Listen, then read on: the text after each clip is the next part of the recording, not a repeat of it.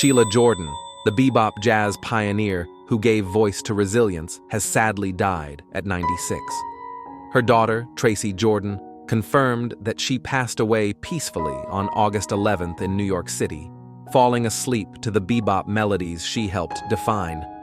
Born in Detroit in 1928, Sheila rose from a troubled childhood to become one of jazz's most distinctive voices. Deeply inspired by Charlie Parker, she made history with Portrait of Sheila in 1962, the first vocal jazz album released on Blue Note Records. In 2012, she was honored as a jazz master by the National Endowment for the Arts. Behind her graceful phrasing was a life marked by hardship. She endured a painful divorce, raised her daughter alone, and worked 25 years as a typist to make ends meet, yet never abandoned the stage. Well into her 80s, she toured the world, taught young singers, and proved that passion could outlast adversity. Sheila's final album, Portrait Now, was released on Valentine's Day 2025, a poetic close to a lifelong romance with music. She will be laid to rest at Woodlawn Cemetery's Jazz Corner. Her legacy echoes not only in jazz history, but in every life she touched with her quiet strength.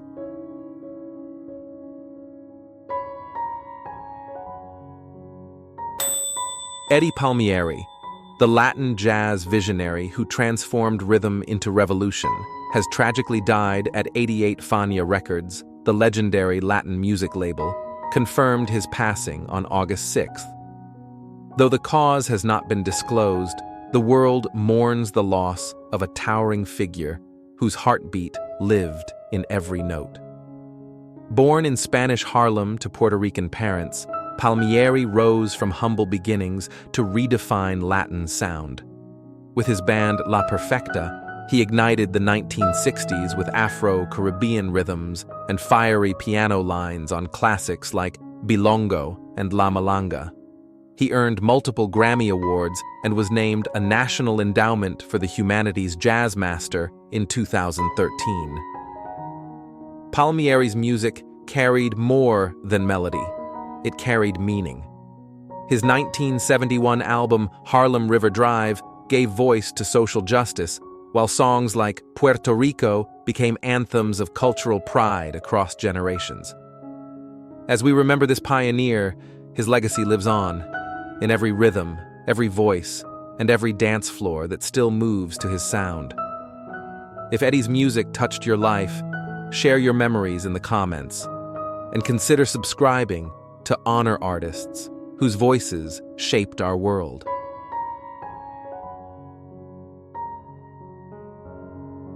Bobby Whitlock, the soulful voice behind Layla and George Harrison's masterpiece, has sadly passed away at 77. His longtime manager, Carol Kay, confirmed that Bobby passed away peacefully at 1:20 a.m. on Sunday, following a brief battle with cancer. Born in Memphis, Whitlock rose from a troubled, abusive childhood to become a defining voice in classic rock. He co-founded Derek and the Dominos, co-writing hits like Bell Bottom Blues and Tell the Truth, and performed on George Harrison's All Things Must Pass. His soulful keyboard work also touched albums by the Rolling Stones, Dr. John, and Stephen Stills. But behind the success was a man who lost himself to addiction and prescription meds. A spontaneous reunion with Eric Clapton in the late 90s sparked his sobriety journey. "I wanted my life back," he said, and he took it back, through music, through love, through art. Bobby is survived by his wife, Coco Carmel, 3 children, and a quiet but powerful legacy. His songs, stories, and spirit live on in every chord that dares to be raw, honest, and unforgettable. If his music touched your life, feel free to share your memory and subscribe to keep his legacy alive.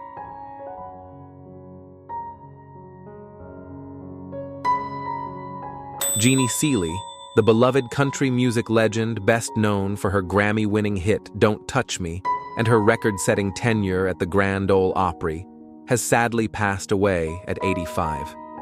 She died on August 1st at Summit Medical Center in Hermitage, Tennessee, following complications from a severe intestinal infection.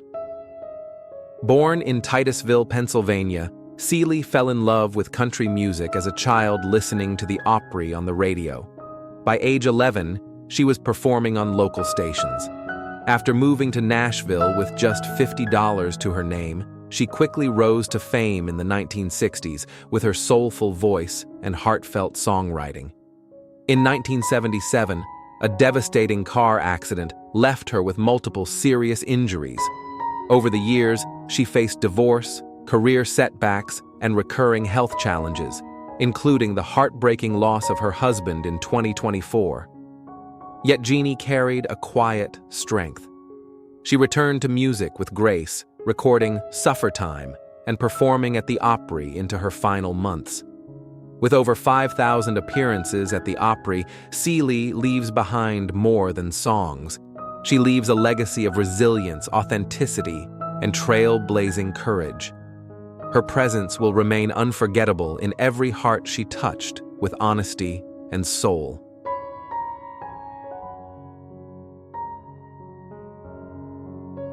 Diana Ross. Not just a singer, not merely an actress or performer, but a symbol, an enduring force of style, strength, and sound. For more than 6 decades, her voice has resonated through concert halls, living rooms, radios, and hearts. Her name evokes not just memories, but eras. Yet, behind the sparkle of stage lights and the elegance of couture gowns lies a story rooted in hardship, displacement, and a remarkable will to rise. What kind of spirit could emerge from the narrow streets of Detroit, from the shadows of segregation and poverty, and grow into a woman whose voice would one day unite stadiums in joy and reverence?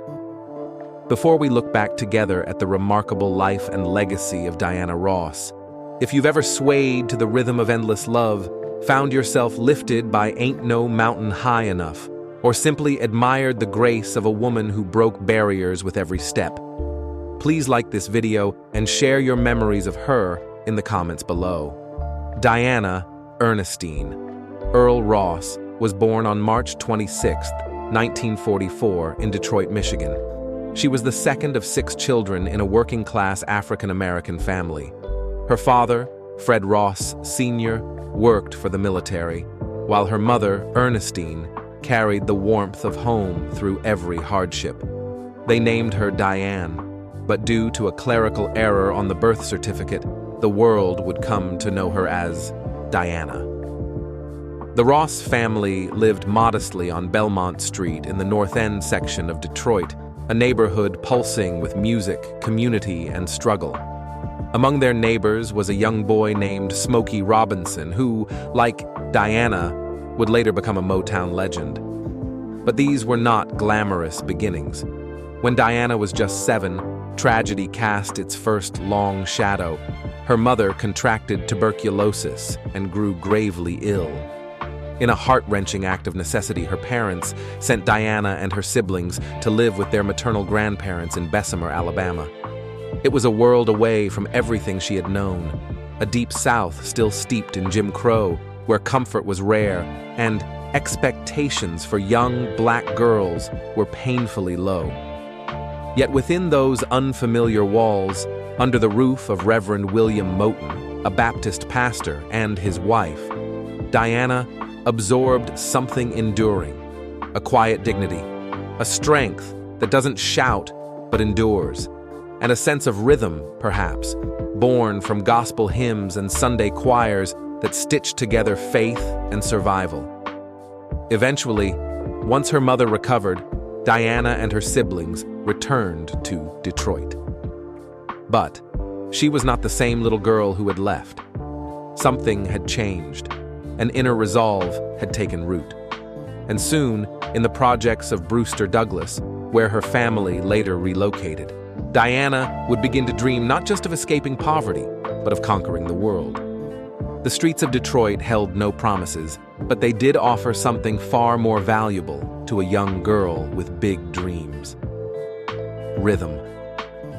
In the corridors of her high school, Cass Tech, an elite public school for gifted students, Diana didn't just study, she absorbed. She took classes in fashion design, millinery, and cosmetology. She learned how to stitch not just fabric, but identity. By day, she dreamed of runways. By night, her heart beat to another rhythm: music. In 1958, at the age of just 14, Diana joined a girl group called the Primettes, a sister act to a male group known as the Primes, which included a young Paul Williams and Eddie Kendricks. The group sang on street corners and at sock hops, their harmonies raw but magnetic. Mary Wilson, Florence Ballard, and Diana made up the core. A trio of teenage girls unaware they were rewriting history. They knocked on the doors of Motown Records more than once. Berry Gordy, the visionary founder, told them to come back after finishing high school. They didn't wait. Instead, they lingered at Hitsville, USA, offering background vocals, hand claps, anything to be near the magic. Eventually, Gordy gave in.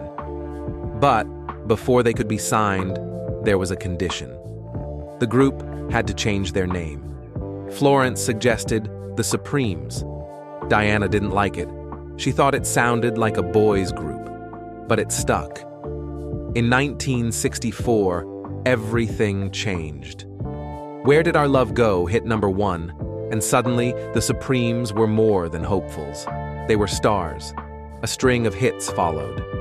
Baby Love, Stop in the Name of Love, You Can't Hurry Love. The Supremes weren't just topping charts. They were making history as the first black female group to achieve mainstream crossover success. For many Americans, Diana's voice was the first time they had welcomed a black woman into their living rooms. But success came at a cost. As the spotlight grew brighter, the strain inside the group intensified. Berry Gordy increasingly pushed Diana to the front. Her voice, her poise, her presence were undeniable. But this shift left Florence and Mary sidelined, breeding resentment. In 1967, the group was renamed Diana Ross and the Supremes, and soon after, Florence Ballard was gone. By 1970, Diana stepped out as a solo artist. Some doubted she could make it without the group, but within months, she proved them wrong. Her debut solo single, Ain't No Mountain High Enough, didn't just chart. It soared. It was dramatic, orchestral, bold, everything Diana had become. She wasn't just performing, she was shaping culture. With every song, every performance, Diana broke more than musical ground. She broke barriers. She redefined what black femininity, elegance, and power could look like in a world still struggling with both race and gender. And she was just getting started. But for all the power Diana Ross projected on stage, behind the curtain was a woman navigating the deeply human search for love, for family, and for stability. Fame opened every door, but it couldn't protect her from heartache or the weight of expectation. Just as her star rose higher, her personal life became more complex, more private, and sometimes more painful. In the early 1970s, Diana entered a romantic relationship with Berry Gordy, the very man who helped shape her career. Their connection was passionate but brief. In 1971, she gave birth to her first daughter, Rhonda. Though Berry was her biological father, Diana married music executive Robert Ellis Silberstein shortly before Rhonda's birth. It was Robert who raised Rhonda as his own. Diana kept the truth from her daughter until she turned 13, a choice that reflected both her protectiveness and her complicated reality. With Robert, Diana had 2 more daughters. Tracy, who would grow up to become a successful actress in her own right, and Chudney, an educator and producer. Diana threw herself into motherhood with the same intensity she brought to her music. Her children were never far from her side, even during tours and performances. She often said that her most important role was not as a star, but as a mother. Still, the demands of fame were relentless. In 1977, Diana and Robert divorced. Years later, in 1985, she met Arne Næss Jr., a Norwegian shipping magnate. They married in 1986, and Diana became not only a wife again, but also a stepmother to his 3 children. Together, they had 2 sons, Ross and Evan. For a time, it seemed Diana had found peace. She described Arne as the love of her life, yet that chapter too would end in sorrow. In 2000, the marriage dissolved after Arne fathered a child outside the relationship. Diana never spoke ill of him, and even after the divorce, she maintained a close relationship with her stepchildren. When Arne passed away in a tragic mountain climbing accident in 2004, Diana mourned him deeply. Despite it all, her family remained the center of her world. She now has 7 grandchildren, and her joy in them is palpable. Her children speak of her not as a celebrity, but as a nurturing, present mother who found ways to protect their childhood in the eye of a global spotlight. In private, Diana was never just an icon. She was a woman who loved deeply, forgave quietly, and gave everything she had to those she called family. For someone whose voice carried the strength of a nation, Diana Ross faced her battles in silence. Behind the glitz of her gowns and the standing ovations was a woman weathering storms that never made the headlines in full. No life, no matter how iconic, is untouched by struggle. In the early 2000s, Diana reached a quiet breaking point. On December 30th, 2002, she was arrested in Tucson, Arizona for driving under the influence. At the time, she was receiving treatment for substance use at a rehabilitation center. The news made national headlines, a harsh spotlight cast on a private unraveling. She was sentenced to 2 days in jail. Some tabloids ridiculed her, reducing decades of artistry to a single mug shot. But what they failed to see was what that photo truly captured. A woman who had carried the weight of an industry, of expectations, of perfection for more than 40 years. Someone who, like many others, had reached for control in the only way she knew how, only to be met with consequences. Diana didn't make excuses. She served her sentence quietly and returned to her family. She rarely spoke of the incident in public, perhaps because she didn't need to. Her silence spoke of accountability, of a decision to move forward without spectacle. It was a reminder that resilience isn't always loud. Sometimes it's measured in the quiet determination to stand back up. Health concerns and personal struggles had come before. The pressure to stay thin, to look immaculate, to be always on, had been her constant companion since youth. There were whispers of emotional exhaustion, of the toll fame took on her mental well-being. But Diana never positioned herself as a victim. She endured. Even in moments of fragility, she guarded her dignity. While others spiraled in public, Diana stepped back. She sought help. She allowed herself to heal, not because the cameras demanded it, but because she had people who needed her well. Children, grandchildren, fans who still looked to her for grace, even in imperfection. She never claimed to be flawless. She only claimed to keep going.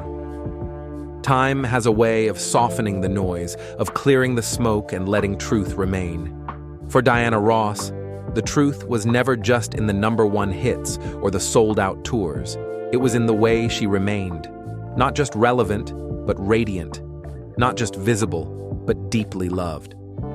In the decades that followed her solo breakthrough, Diana never stopped moving. She performed on stages across the world, recorded new music, collaborated with artists half her age, and reintroduced herself to a new generation without ever compromising who she was. Whether headlining the Glastonbury Festival or singing for Queen Elizabeth II's Platinum Jubilee, Diana was not a relic from the past. She was a living legend, still writing her story. Her influence runs deep. Icons like Michael Jackson, Beyoncé, and Madonna have all cited her as an inspiration. Her style, her voice, her very presence shaped how Black women could be seen in mainstream culture. She didn't just open doors. She walked through them with elegance and left them wide open for others to follow. In 2016, she received the Presidential Medal of Freedom from President Obama, a rare honor that acknowledged not just her talent but her cultural impact. Years earlier, she had stood on stage with her children and grandchildren during a televised performance, singing "Ain't No Mountain High Enough" as the crowd cheered. It was more than a performance. It was a generational torch being passed, a circle quietly completing itself. And still, she kept going. Touring into her 70s, releasing albums, showing up for charity concerts, and even launching a fragrance line. She wasn't chasing youth. She was simply living, with the same grace that had carried her from Belmont Street to the global stage. There's something rare about a life like Diana Ross's, a life so public, yet still protected, so celebrated, yet still personal. Her story is not without shadows, but she never let the darkness define her. She embraced imperfection. She forgave. She endured. Even today, as she enters the twilight years of her extraordinary journey, Diana Ross remains a force, not only in music, but in memory. Her songs play at weddings, reunions, quiet car rides. They lift spirits. They remind people of who they once were, and perhaps of who they still hope to become. Her legacy is not just in what she did, it is in how she did it, with strength, with poise, with a voice that refused to be silenced. If you still hear her music and feel something stir inside you, then she is still here, in the background of your favorite memories, in the rhythm of your joy, in the quiet strength you reach for when you feel like giving up. If you are still here with us, and you've listened through the journey of Diana Ross's life, then perhaps, like her, you understand something deeper. That greatness is not about perfection. It is about perseverance. And that legacy isn't about applause. It's about love. Thank you for walking this path with us. Please like this video, share your memories of Diana in the comments, and subscribe for more stories that celebrate the voices that helped shape who we are.